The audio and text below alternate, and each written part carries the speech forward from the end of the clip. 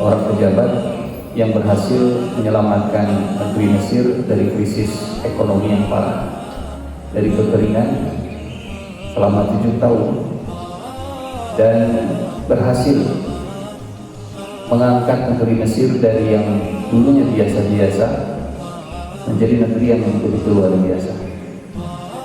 Kalau boleh disebut, bapak pembangunan negeri Mesir kuno dulu adalah Nabi Yusuf alaihissalam.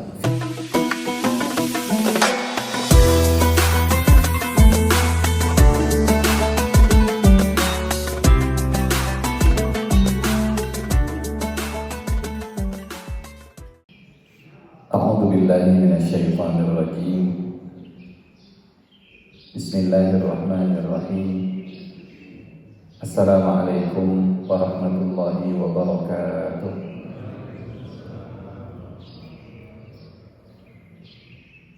Alhamdulillahirabbil alamin. Wassalatu wassalamu ala asyrafil anbiya'i wal mursalin wa ala alihi wa ashabihi ajma'in.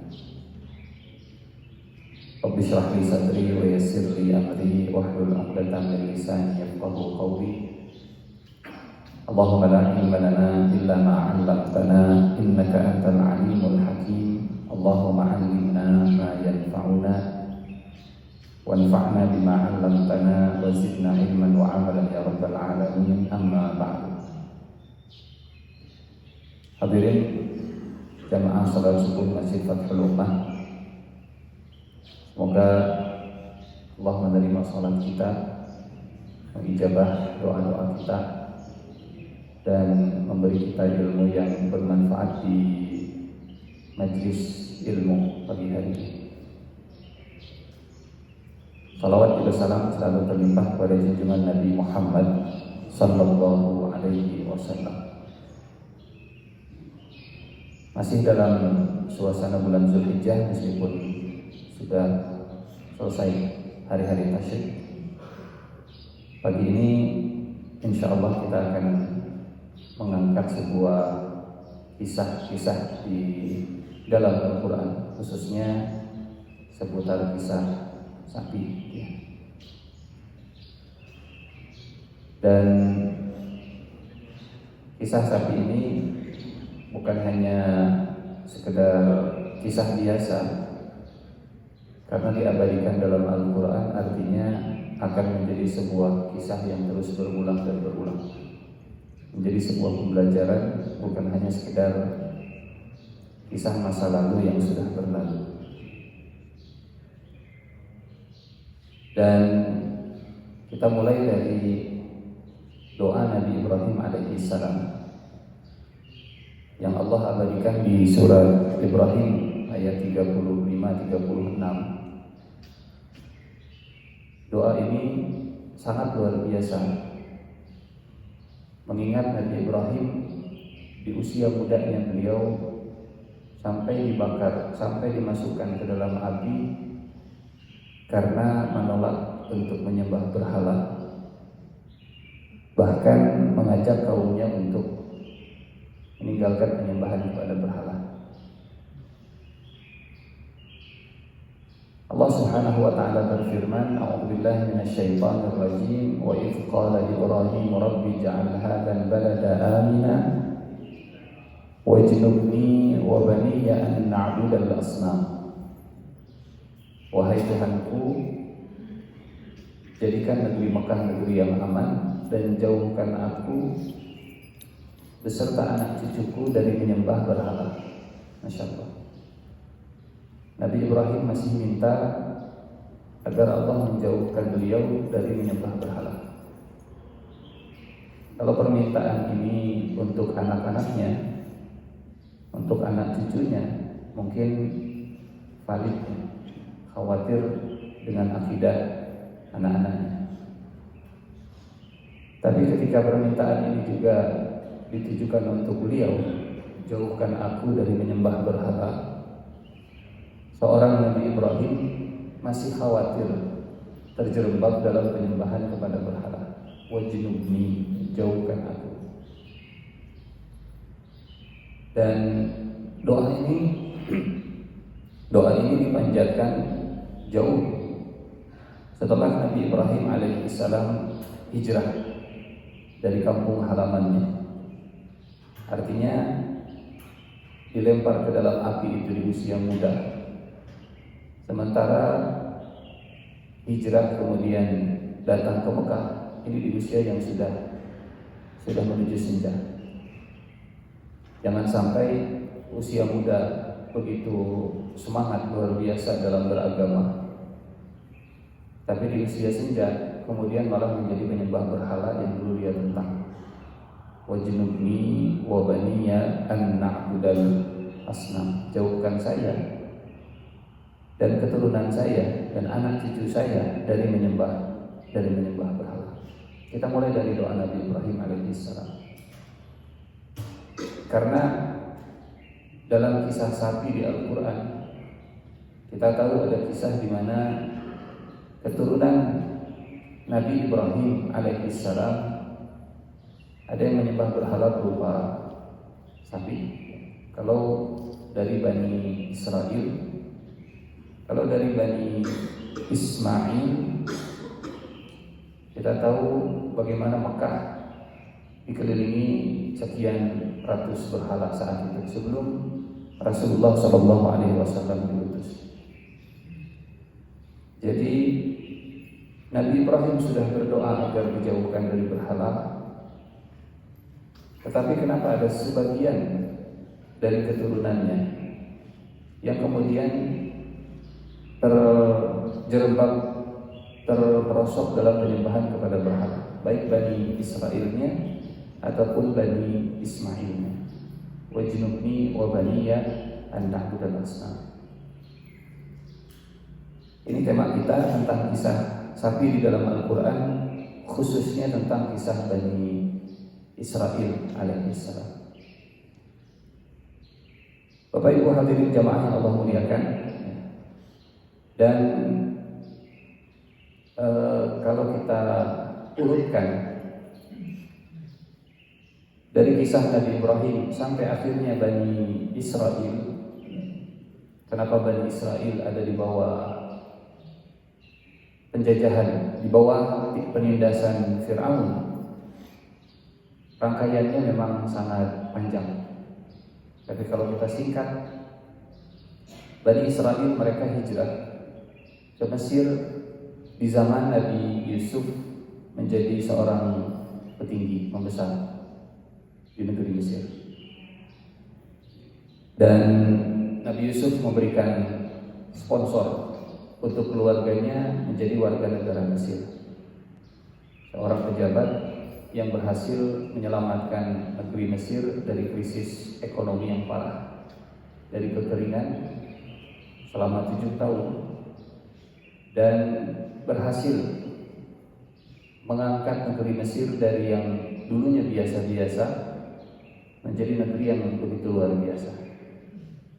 Kalau boleh disebut, bapak pembangunan negeri Mesir kuno dulu adalah Nabi Yusuf alaihissalam. Fir'aun bisa jadi Fir'aun, mengendalikan negeri yang hebat. Itu pelopornya adalah Nabi Yusuf alaihissalam.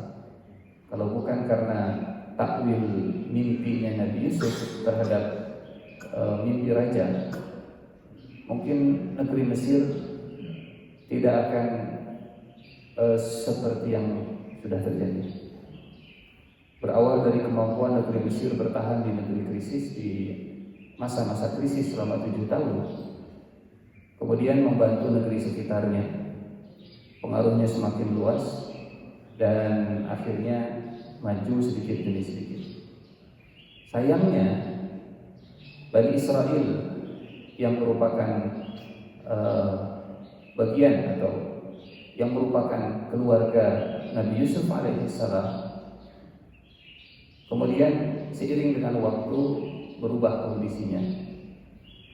Yang tadinya mereka itu sebagai keluarga Nabi Yusuf, sosok yang tokoh negeri Mesir yang berhasil menyelamatkan dari krisis, justru malah ditindas oleh Fir'aun. Jadi Bani Israel ini ada di bawah Fir'aun setelah sekian lama. Kisahnya memang agak panjang dari Nabi Ibrahim sampai ke Bani Israel di bawah Fir'aun. Dan Al-Quran mengabadikan bahwa dalam surat Ghafir ayat 34 bahwa Nabi Yusuf itu sosok yang diakui oleh pemuka Mesir, oleh Fir'aun dan elit-elitnya.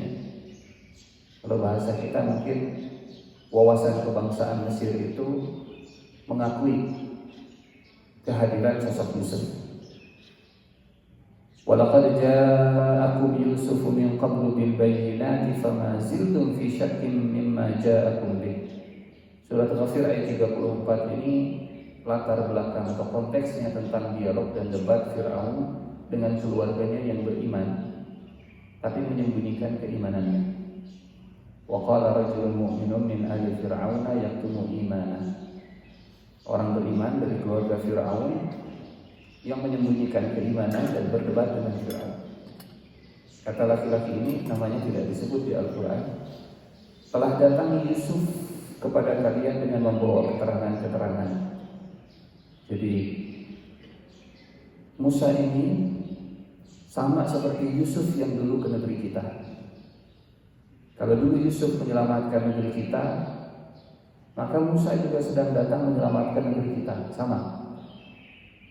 Sama-sama dari Bani Israel, baik Yusuf ataupun Musa.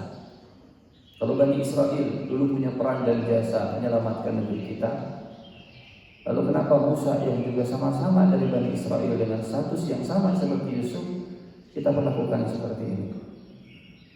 Jangan jadi bangsa yang tidak bersyukur, bangsa yang tidak menghargai Bani Israel yang sudah punya jasa ke negeri Mesir. Antara Yusuf, Fir'aun dan Nabi Musa ada hubungan sejarah bahwa Fir'aun, mana kalimatnya ya? Fir'aun. Kalau bicara tentang Yusuf, respect dan hormat sebagai tokoh bangsa yang begitu luar biasa. Baik, ini sebagai mukaddimah. Lalu apa hubungannya dengan kisah sapi di dalam Al-Quran? Bapak Ibu yang Allah muliakan, kisah sapi di dalam Al-Quran ini setidaknya ada 5 kisah dan 5 hikmah dari 5 kisah tersebut.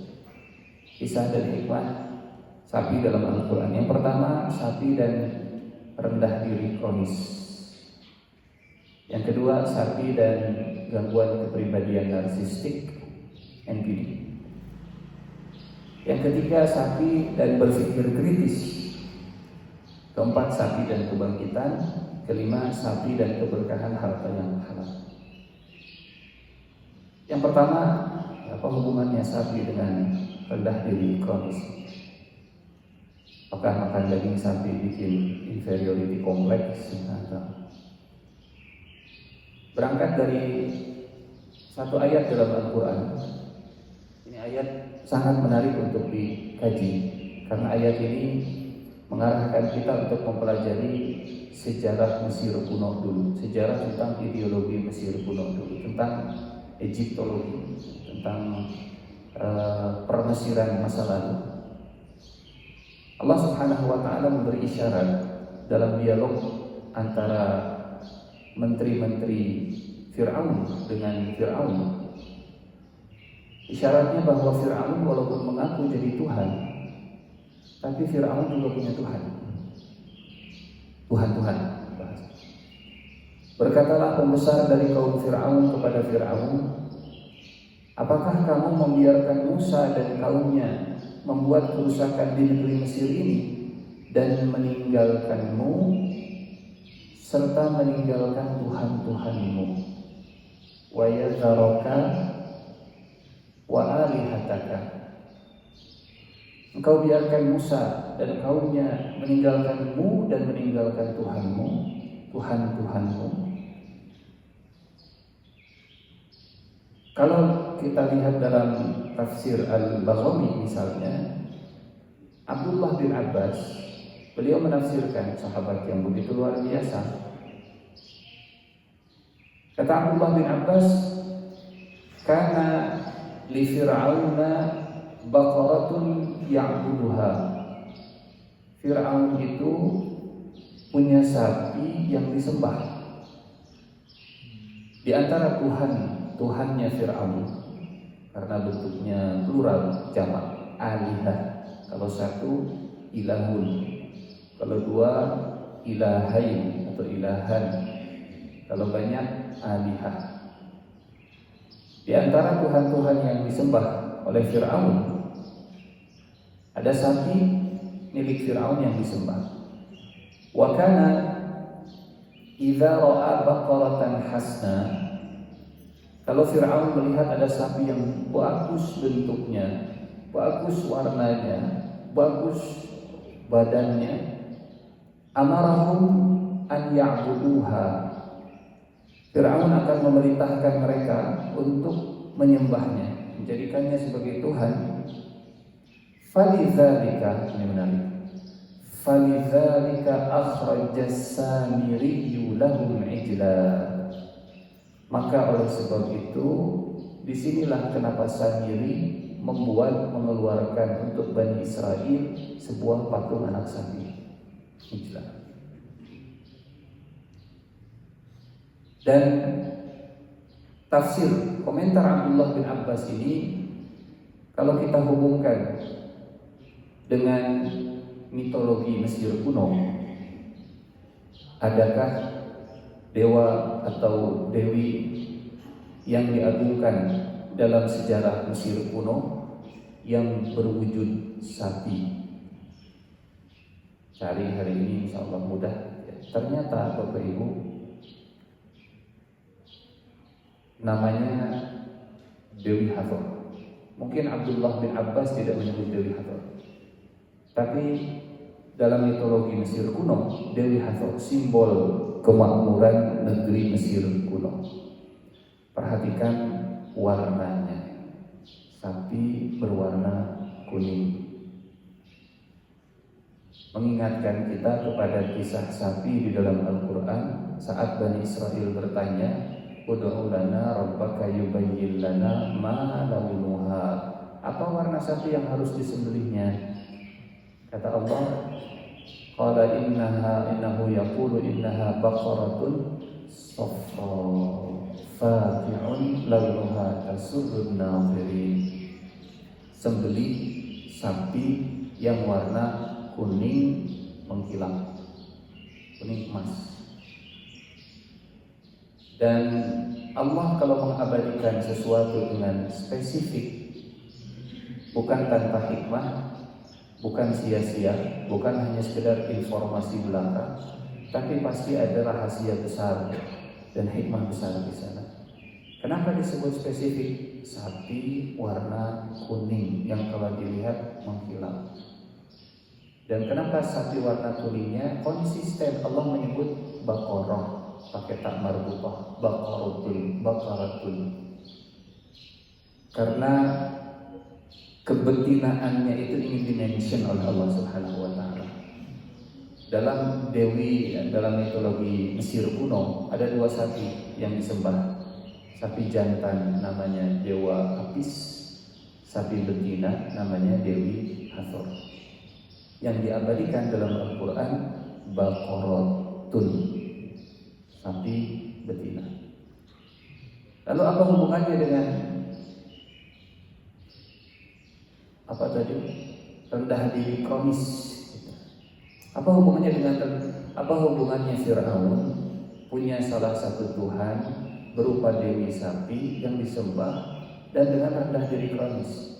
Hubungannya adalah kenapa Bani Israel yang merupakan keturunan Nabi Ibrahim alaihissalam yang dijajah oleh Fir'aun tetapi ikut menyembah Tuhannya Fir'aun yang menjajah, yang menindas Bani Israel Fir'aun. Tapi Tuhannya Fir'aun, salah satu Tuhannya Fir'aun ikut disembah oleh sebagian Bani Israel, tidak semua. Kemudian bisa dipahami. Harusnya normal menurut kita, wallahu a'lam. Menurut kita, kalau memang dijajah oleh Firaun, maka semua yang berkaitan dengan Firaun itu harusnya dibenci. Saya nggak suka dengan Firaun. Kenapa? Karena dia penjajah, penindas, menyembelih anak laki-laki saya, mempermalukan anak perempuan saya, mempekerjakan kami dengan paksa, kerja rodi dan seterusnya. Tapi Tuhan Yesus ini apa anak muda bilang, love and hate relationship, hubungan benci dan cinta. Benci kepada perilakunya, tapi kok malah cinta kepada ideologinya. Ini yang ingin kita garis bawahi. Apa yang menyebabkan Bani Israel yang ditindas oleh Firaun malah menyembah Tuhan Firaun? Harusnya semua yang berkaitan dengan Firaun nggak mau. Kalau kita gali tentang Dewi Hathor atau Baqarah dalam perspektif mitologi Mesir kuno, ternyata Baqarah itu dahsyat luar biasa. Simbol cinta, simbol kesuburan, simbol musik, simbol perlindungan, simbol kehidupan. Baqarah, sapi betina versi mitologi Mesir kuno. Seolah Firaun ingin menghapus jejak Nabi Yusuf yang sudah berhasil membangun ketahanan pangan negeri Mesir walaupun sedang menghadapi krisis. Bahwa majunya Mesir dan kuatnya pangan di negeri Mesir itu karena hator. Baqarah. Padahal Al-Quran mengabadikan Yusuf. Takwil mimpinya Yusuf digeser.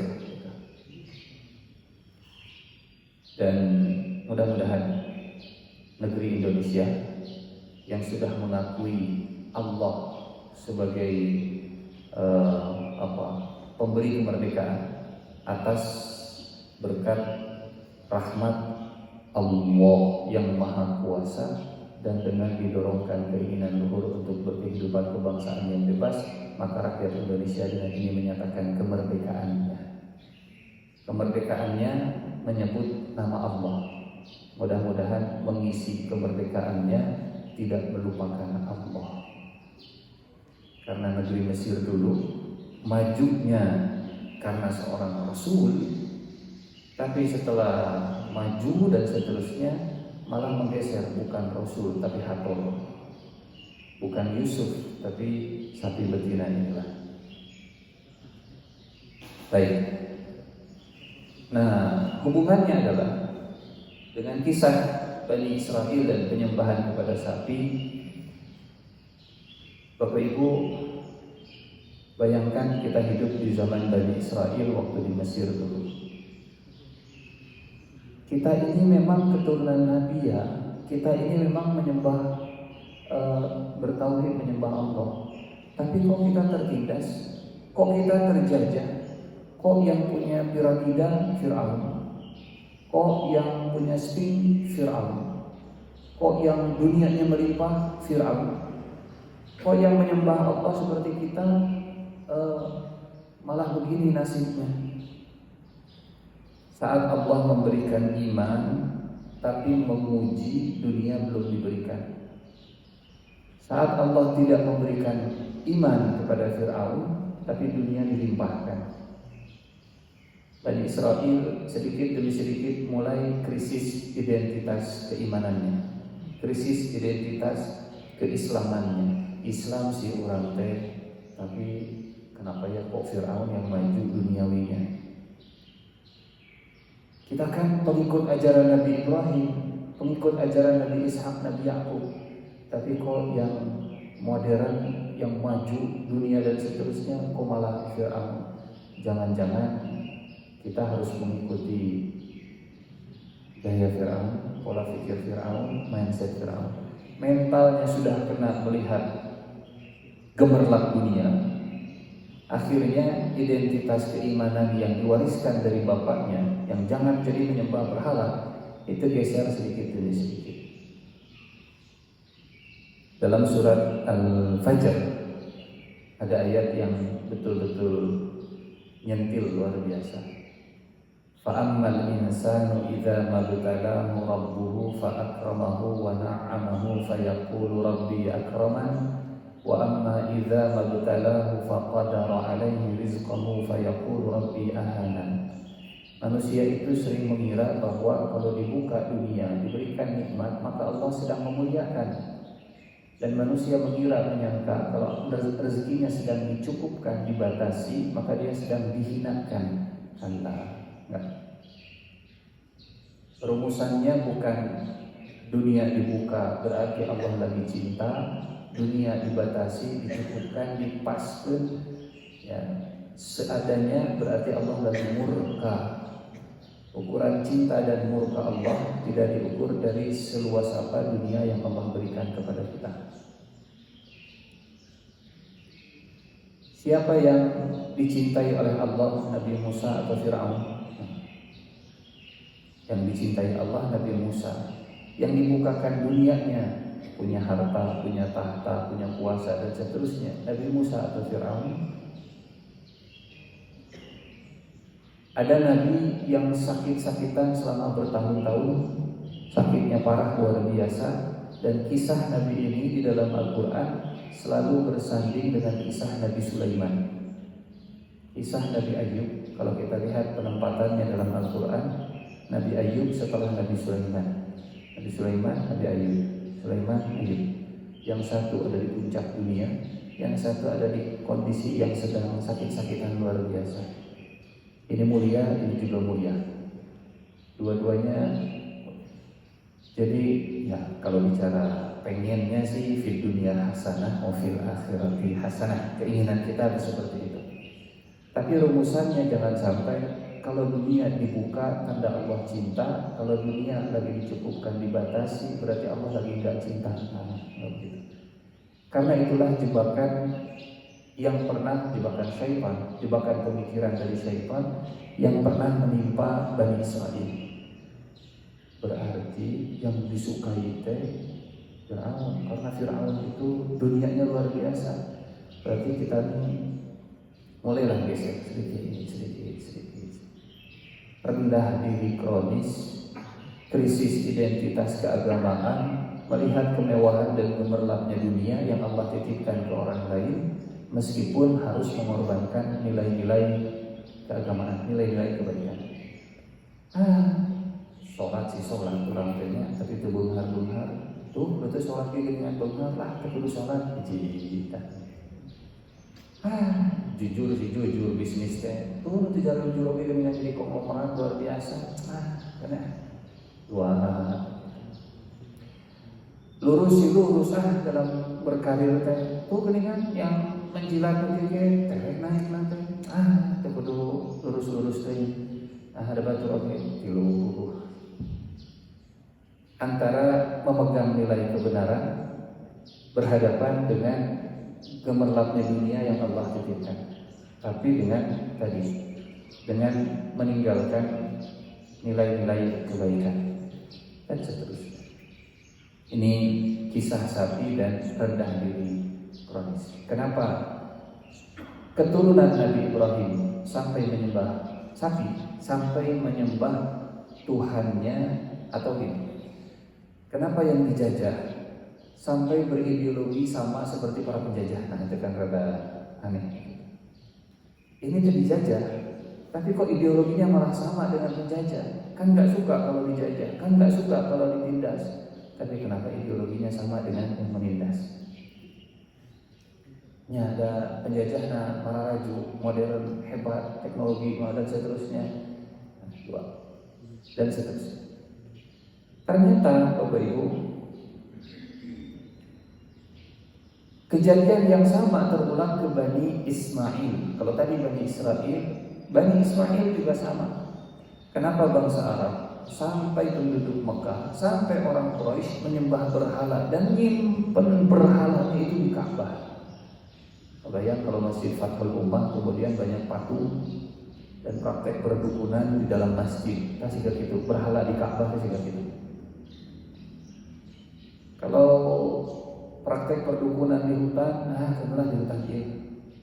Tapi kalau ngadu dukun di masjid, masjidnya Masjidil Haram, bahkan nyimpen patungnya banyak sampai 360. Ini kan jadi tanda tanya besar. Kok bisa Ka'bah yang dibangun oleh Nabi Ibrahim menyembah Allah tiba-tiba jadi kuil untuk menyembah berhala? Kumaha eta teh? Setan berhasil menggiring manusia step by step by step by step by step, selangkah demi selangkah, khutuwati syaitan, sampai menyimpang jauh seperti itu. Ternyata satu sama kejadiannya. Kalau dalam sirah kita belajar, orang pertama yang membawa berhala ke Jazirah Arab namanya Amr bin Luhai al-Khuzai. Saat pergi ke bangsa Romawi, melihat kemajuan mereka dan melihat Romawi itu menyembah dewi ini, dibawalah berhalanya, dipromosikan di Jazirah Arab. Kalau pengen maju seperti Romawi, tak kudu kieu urang teh. Nah, ieu teh yang menyebabkan Romawi direstui sampai maju ieu. Oh nya, ada orang mah naon di tenda padang pasir, enggak punya peradaban. Romawi mah luar biasa. Ayo, suka bisa maju jika Romawi.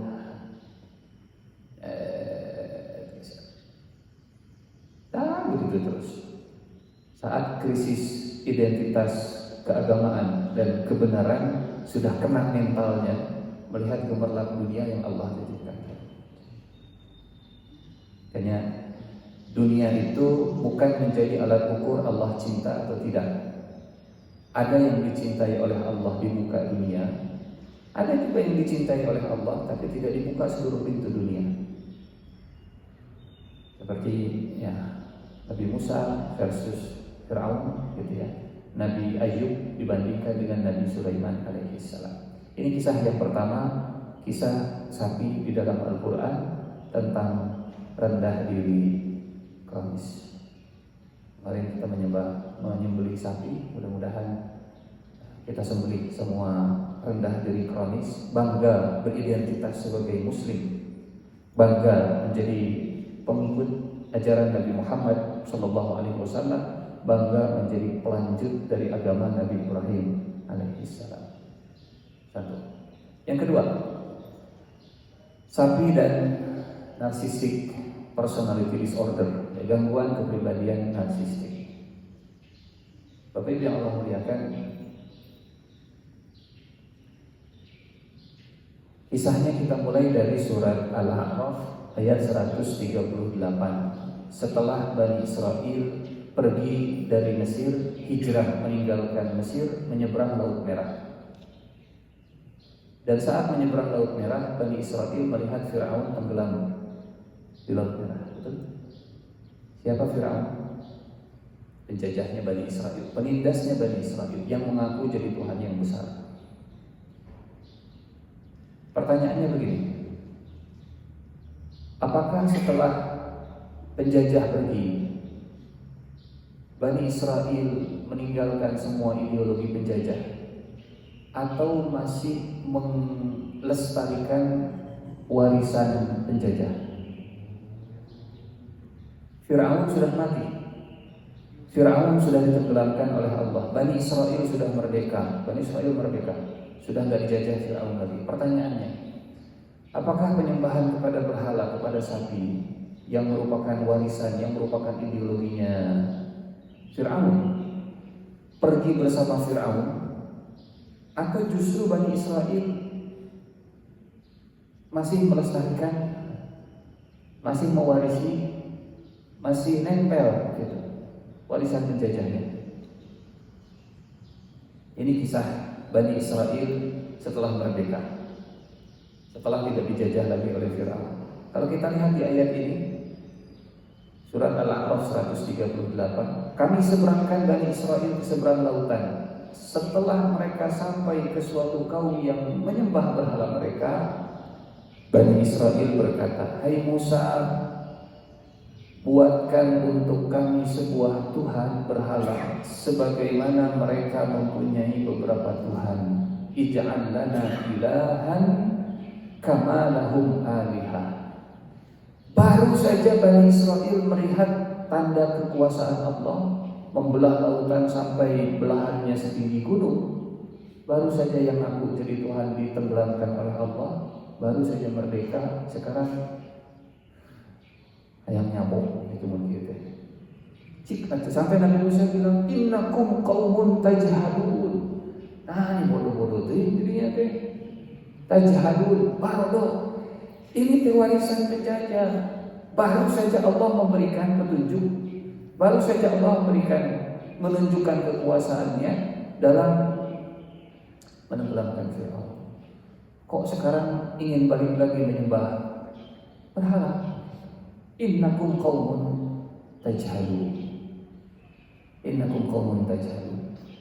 Bapak Ibu yang Allah muliakan, ternyata yang paling susah merdeka itu bukan merdeka secara fisik, tapi merdeka secara pemikiran, merdeka secara ideologi, merdeka akidahnya. Mungkin penjajah sudah pergi, tapi warisan penjajahnya masih terus dilestarikan. Bani Israel, cerita Bani Israel di dalam Al-Quran. Kalau ada kesamaan, ya namanya Al-Quran. Ya, Al-Quran bicara bukan hanya untuk pada masanya, tapi sebagai panduan sampai akhir zaman, sampai kita masuk surga juga. Innakum qaumun tajhalun. Nah, lalu apa hubungannya dengan kisah yang kedua, kisah tentang narcissistic personality disorder?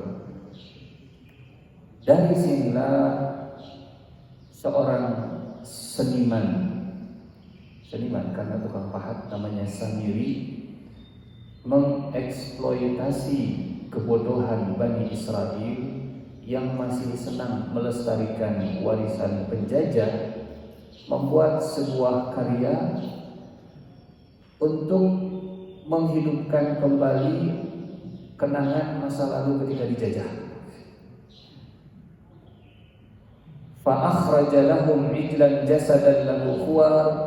Kemudian Samiri mengeluarkan untuk Bani Israel yang tadi pengen, Musa pengen Tuhan yang bisa dilihat, diraba dan diterawang dong. Yang berbiasa kaki ngali kacapak. Samiri membuat anak lembu dari emas, dikumpulkan emasnya, emas dikumpulkan kemudian diolah sedemikian rupa, dibentuk jadi anak sapi.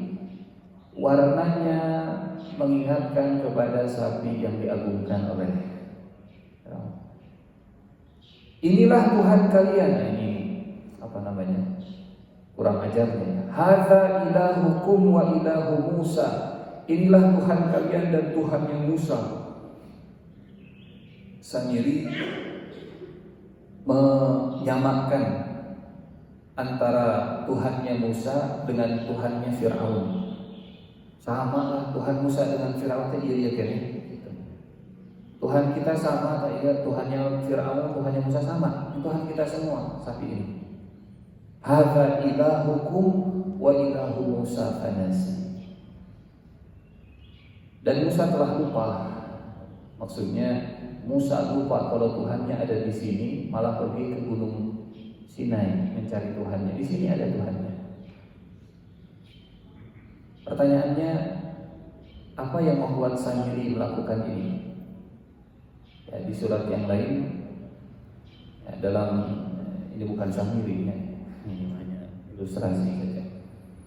Samiri ingin dapat panggung, Samiri ingin terkenal, Samiri ingin populer, Samiri ingin banyak subscribernya, viewersnya, likersnya. Tapi konten yang dibuat Samiri bukan konten yang mencerdaskan, tapi konten yang mengeksploitasi kebodohan. Bani Israel disebut oleh Nabi Musa bodoh karena masih senang dengan penyembahan kepada berhala. Innakum qaumun, masih senang melestarikan warisan penjajah. Samiri memanfaatkan kebodohan tadi, bikin karya, bikin konten yang mengeksploitasi kebodohan. Viral. Jadi penyakit influencer pada masanya, yang ingin terkenal tapi bukan untuk mencerdaskan, Caranya bukan mencerdaskan, tapi caranya memanfaatkan kebodohan masyarakatnya. Masyarakatnya senang konten yang bodoh-bodoh, yang bikinnya seperti itu. Itu Samiri dalam Al-Quran. Pada masanya seperti itu. Hadza ilahukum wa ilahu Musa. Subtitlenya apa namanya? Judulnya, linknya adalah guys, ternyata Tuhan Musa dan Tuhan Fir'aun sama guys. Judul YouTube-nya. Kok bisa klik? Wah, ini Tuhan. Itu kalau diterjemahkan ke bahasa sekarang ya. Kalau diterjemahkan ke bahasa zaman Rasulullah beda-beda. Hadza ilahukum wa ilahu Musa fanasi. Ini Tuhan kalian dan Tuhannya Musa. Pantas saat Nabi Musa datang, marahnya bukan main. Turun dari Gunung Sinai, melihat Bani Israel sedang menyembah patung anak sapi yang dibuat dari emas, sampai Al-Quran menggambarkan Taurat yang dibawa oleh Nabi Musa itu sampai dilempar. Wa alqal alwah, sampai Quran dilempar. Wa akhadha bi ra'si akhihi yajurruhu ilaihi, Nabi Harun dijemput, rambutnya dipegang, jenggotnya dipegang, kemudian dimarahi. Engkau biarkan Bani Israel seperti ini? Marahnya luar biasa. Kenapa kau biarkan kaummu yang malah melestarikan warisan penjajah? Kita sudah merdeka, kenapa merayakan ideologi penjajah? Kenapa masih punya mental terjajah? Kenapa kau biarkan kaummu dengan mental terjajah seperti ini? Kata Harun, Musa jangan begitu. Bani Israel menganggap saya ini pemimpin lemah. Innal qaumastad'afuni wa kanu yaqtulunani, dan mereka hampir saja membunuh saya. Kalau ke Nabi Musa mereka respect, karena Nabi Musa punya tongkat, fisiknya keker, sekali mukul bisa bikin orang mati gitu. Jadi saat Nabi Musa pergi ke Gunung Sinai, kemudian yang menggantikannya PJS-nya Harun. Disitulah Samiri memanfaatkan, ya mungkin bagi Bani Israel adanya Nabi Harun seperti tiadanya vacuum of leadership dalam perspektif Bani Israel, yang membuat Samiri, saya harus tampil untuk memimpin Bani Israel, tapi kumaha carana? Oh, carana seperti ini. Inilah kisah sapi yang kedua, kisah sapi dan narcissistic personality disorder. Seorang Samiri, seorang seniman yang ingin tampil dan terkenal, tapi dengan mengeksploitasi kebodohan masyarakatnya. Innakum qaumun tajhalun. Yang ketiga,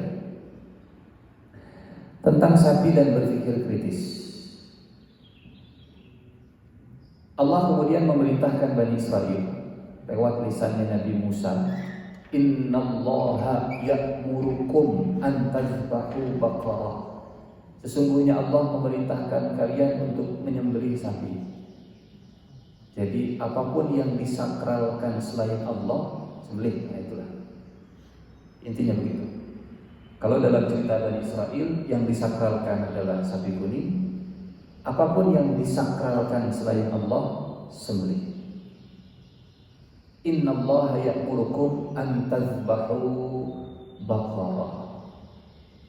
Kalau dalam kisah Nabi Ibrahim, jangan sampai anakmu ini menjadi sesuatu yang sakral dalam hatimu. Ibrahim masjid.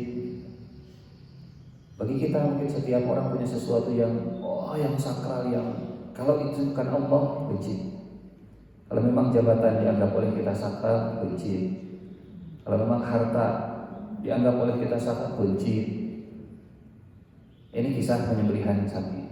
Nah, saat Nabi Musa memerintahkan Bani Israel, oleh bahasa Al-Quran begini, Innallaha ya'murukum, sesungguhnya Allah memerintahkan kalian. Ini bukan saya yang nyuruh, ini Allah yang nyuruh kalian ya. Allah nyuruh kalian menyembelih sapi. Punten. Kita tahu kisah penyembelihan sapi ini. Bani Israel begitu kritis kepada Nabi Musa, nanya berkali-kali, umurnya berapa tahun wahai Musa? Warnanya apa wahai Musa? apakah sapi liar atau sapi jinak wahai Musa? Betul? Mahia, ma launuha, mahia. Tapi pertanyaannya begini, apakah critical thinking Bani Israel, pertanyaan-pertanyaan tajam ini muncul juga ke Samiri? Saat Samiri mengatakan, ini Tuhan kalian dan ini Tuhannya Musa, Bani Israel sama sekali tidak nanya, benar, aslinya, wah banyak miraku, kritisnya hilang. Saat Samiri yang ngomong, kritisnya muncul saat Allah yang berfirman. Jadi Bani Israel itu tipe yang kalau datang dari Al-Quran, datang dari Rasul, kritis luar biasa, banyak pertanyaannya luar biasa, yang pertanyaannya bukan pertanyaan untuk mencari jawaban, tapi pertanyaan yang tapi kalau datangnya bukan dari Allah Subhanahu wa taala, ya sami'na wa ata'na. Kalau dari Allah, sami'na wa qihla. Betul? Ini tentang sapi dan berpikir kritis. Bagus berpikir kritis, bagus. Tapi tempatkan sesuai dengan porsinya. Justru kalau manusia yang berbicara, apalagi manusianya bukan Rasulullah SAW, kritis, luar biasa. Tapi kalau Allah dan Rasul yang berbicara, kerjakan saja. Bapak Ibu betul? Apakah Allah tahu Bani Israel akan banyak nanya? Allah tahu. Kalau Allah tahu, kenapa tidak dari awal dirinci dengan detil sapi apa yang harus disembelih? Sesungguhnya Allah memerintahkan kalian untuk menyembelih sapi yang umurnya tidak tua dan tidak muda, yang warnanya kuning seperti emas yang enak dipandang, yang sapinya itu nggak pernah dipekerjakan dan seterusnya. Ini juklak dan juknisnya sudah jelas, supaya tidak menimbulkan pertanyaan. Kalau Allah mau bisa begitu, dipanjang-panjang dari awal. Tapi yang Allah inginkan adalah perintah awalnya sederhana, kerjakan sejak awal supaya tidak ribet. Makin banyak bertanya, makin ribet. Karena agama itu sederhana. Yang bikin rumit adalah pertanyaan-pertanyaan manusia. Yang memperumit itu perbuatan manusianya sendiri. Agama itu simpel. Sesimpel sembelih sapi. Mau sapi kuning, mau sapi tua, mau sapi jinak, mau sapi liar, mau sapi hidung, sapi bekumaninya, izbahu bakor, pokoknya sembelih sapi. Tapi karena akhirnya makin lama makin spesifik ke sapi yang disakralkan oleh Fir'aun. Padahal perintah pertama itu tidak mengarah ke sapi warna kuning. Pokoknya mah sapi lah. Ini yang ketiga, kisah sapi dan berpikir kritis. Kalau ada ayat, ada hadis, wah luar biasa. Tapi kalau dari manusia, siap. Ini Tuhannya Musa, ini Tuhan. Ada ilahukum wa ilahu Musa. 3. Yang keempat, kisah sapi dalam Al-Quran juga tentang sebuah kebangkitan manusia. Tadi dalam ikonografi Mesir kuno tentang Lil Hathor, di leher Hathor itu ada kalung simbol perlindungan dan kehidupan. Simbol perlindungan dan kehidupan. Allah ingin memperagakan kepada Bani Israel sembelih sapi. Sapinya warna kuning, ya. Sesuai dengan pertanyaan mereka yang makin lama makin panjang. Sembelih sapi warna kuning. Saat mereka menyembelih, mereka melihat ini yang disakralkan ternyata mati di mata kita sendiri, mati dengan tangan kita sendiri. Kalau dalam kisah Nabi Ibrahim, ini yang ditunggu-tunggu puluhan tahun, sekarang harus kita sembelih pakai tangan kita sendiri. Ini yang kita kejar, sekarang kita Jadi kisah penyembelihan adalah kisah tentang pembersihan hati, qalbun salim. Bapak Ibu, kalau kita kembali ke kisah Nabi Ibrahim saat menyembelih Ismail dalam surat As-Saffat, kalimat pembukanya dalam Al-Quran adalah Ibrahim datang kepada Tuhannya dengan qalbun salim, dengan hati yang steril. Steril dari yang bisa menodai hatinya, entah itu harta, tahta, wanita, atau apapun, semuanya disembelih. Semuanya disembelih. Innallaha ya'murukum. Nah, kemudian di ayat 72-73, wa idh qataltum nafsan fadara'tum fiha wallahu mukhrijum ma kuntum taktumun faqul nadribuhu bi ba'dihha kadzalika yuhyillahu al-mauta wa yuriikum ayatihi la'allakum ta'qilun. Sapi ini disembelih dan waktunya bertepatan dengan ada pembunuhan yang belum ketemu siapa pelakunya, sampai menimbulkan keributan karena saling tuduh. Si eta pembunuhna, si itu pembunuhna, oh hampir ribut. Kata Nabi Musa, cari sapi, sembelih sapinya, nanti kita akan ketemu siapa pembunuhnya.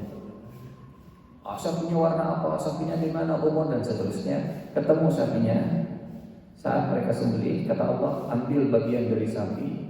Allah tidak menyebut apa bagiannya, apakah lidah sapi, khas dalam, khas luar, atau sirloin, tenderloin, apakah buntutnya, atau torpedona, atau kepala sapi.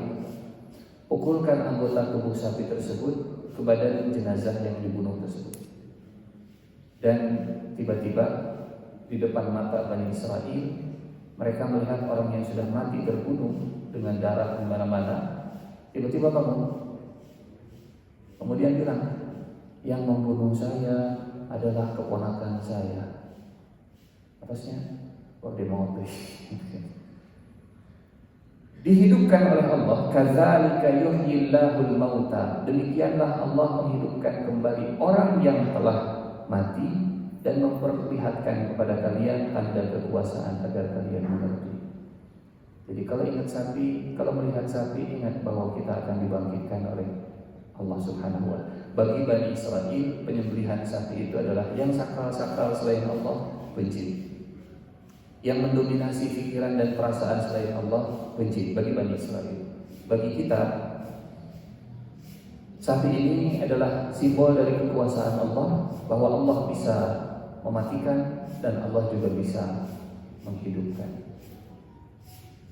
Yang disebut simbol kehidupan ternyata mati di tangan manusia. Yang mengaku sebagai Tuhan ternyata bisa tenggelam di dalam lautan.